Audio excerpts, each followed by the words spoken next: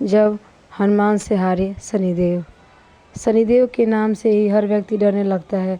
शनि की दशा एक बार शुरू हो जाए तो 7.5 साल बाद ही पीछा छोड़ती है, लेकिन हनुमान भक्तों को शनि से डरने की तनिक भी ज़रूरत नहीं।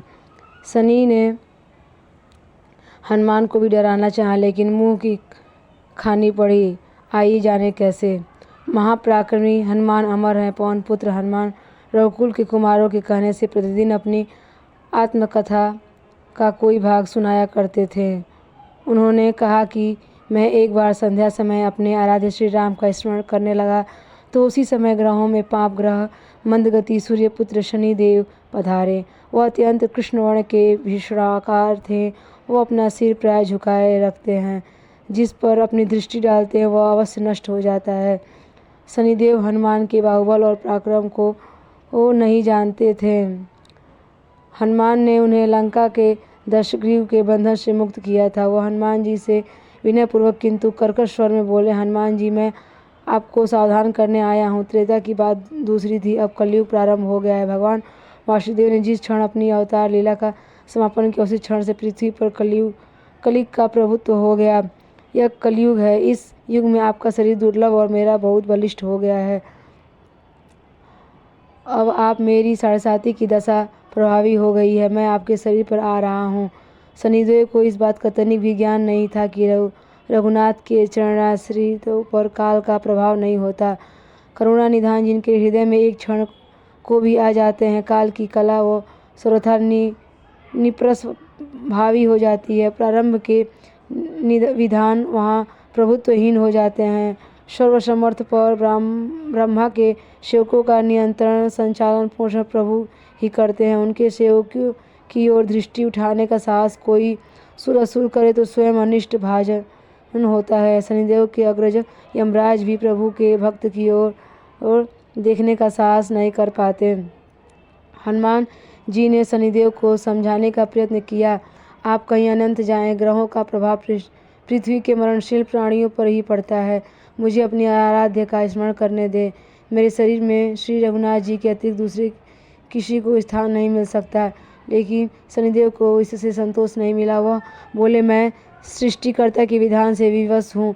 आप पृथ्वी पर रहते हैं, अतः आप मेरे प्रभुत्व क्षेत्र से बाहर नहीं। पूरे 22.5 वर्ष व्यतीत होने पर 7.5 वर्ष के अंतर से 2.5 वर्ष के लिए मेरा प्रभाव प्राणी पर पड़ता है, किंतु यह गौण प्रभाव है। आप पर मेरी 7.5 आज ही समय से प्रभावी हो रही हो। मैं आपके शरीर पर आ रहा हूँ, इसे आप टाल नहीं सकते। फिर हनुमान जी कहते हैं, जब आपको आना ही है तो आइए। अच्छा होता कि आप मुझ वृत्त को छोड़ ही देते। फिर शनिदेव कहते हैं, कलयुग में पृथ्वी पर देवता या उपदेवता किसी को नहीं रहना चाहिए। सबको अपना आवास सूक्ष्म लोकों में रखना चाहिए। जो पृथ्वी पर रहेगा वो कलयुग के प्रभाव में रहेगा और उसी में मेरी पीड़ा भोगनी पड़ेगी। और ग्रहों में मुझे अपनी अग्रज यम का कार्य मिला है। मैं मुख्य मारक ग्रह हूँ। मैं मृत्यु के सबसे निकट वृद्ध होते हैं, अतः मैं वृद्धों को कैसे छोड़ सकता हूँ। हनुमान जी पूछते हैं, आप मेरे शरीर पर कहाँ बैठने आ रहे हैं। शनिदेव गर्व से कहते हैं, प्राणी के सिर पर। मैं 2.5 वर्ष प्राणी के सिर पर रहकर उसकी बुद्धि विचलित बनाए रखता हूँ। मध्य के 2.5 वर्ष उसके उदर में स्थित रहकर उसके शरीर के अस्वस्थ बनाता हूँ। वह अंतिम 2.5 वर्ष पैरों में रहकर उसे भटकाता हूँ। फिर शनिदेव हनुमान जी के मस्तक पर आ बैठे तो हनुमान जी के सिर पर खाज हुई। उसने मिटाने के लिए हनुमान जी ने बड़ा पर्वत उठाकर सिर पर रख लिया। शनिदेव चिल्लाते हैं, यह क्या कर रहे हैं आप। फिर हनुमान जी कहते हैं, जैसे आप सृष्टिकर्ता के विधान से विवश हैं, मैं वैसे ही अपने स्वभाव से विवश हूँ। मेरे मस्तक पर खाज मिटाने की यही उपचार पद्धति है। आप अपना कार्य करें और मैं अपना कार्य कर रहा हूँ। ऐसा कहकर हनुमान जी ने पर्वत उठाकर सिर पर रख लिया। इस पर शनिदेव कहते हैं, आप इन्हें उतारिए, मैं संधि करने को तैयार हूँ।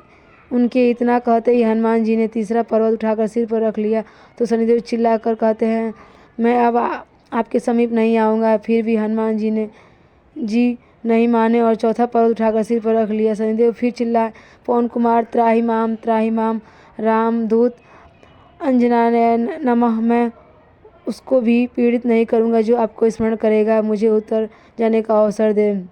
हनुमान जी कहते हैं, मैं बहुत शीघ्रता की। अभी तो 5वां पर्वत बाकी है। और इतने में ही शनिदेव मेरे पैरों में गिर गए और कहा, मैं सदैव आपको दिए वचनों को स्मरण रखूँगा। आघात के उपचार के लिए शनिदेव तेल मांगने लगे। हनुमान जी तेल कहाँ देने वाले थे, वहीं शनिदेव आज भी तेलदान से तुष्ट